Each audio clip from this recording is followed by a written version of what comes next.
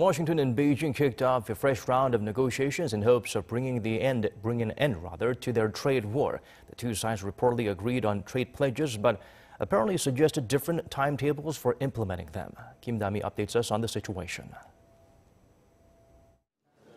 The United States has reportedly set a target date of 2025 for China to fulfill its trade pledges, as the two countries kicked off a fresh round of negotiations in Washington on Wednesday local time.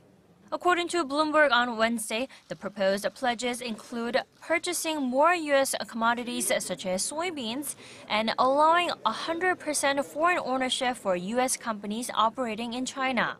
While the U.S. reportedly noted possible retaliation against China if the pledges are not kept, China supposedly suggested 2029 to fulfill the pledges.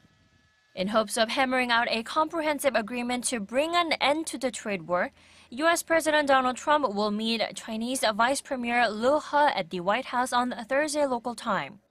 The Chinese Vice Premier is in Washington for trade talks with U.S. Trade Representative Robert Lighthizer this week, following last week's talks in Beijing. After the Beijing talks, White House economic advisor Larry Kudlow said the trade negotiations were progressing and they hope to get closer to a deal this week. Kudlow added they made good headway in Beijing last week, where China acknowledged the problems of intellectual property theft, forced technology transfer, and hacking for the first time. If the talks are successful, Presidents Trump and Xi may get together to sign a final agreement to end their protected tariff dispute. And people familiar with the plan said the meeting date between Trump and Xi could be announced as early as Thursday.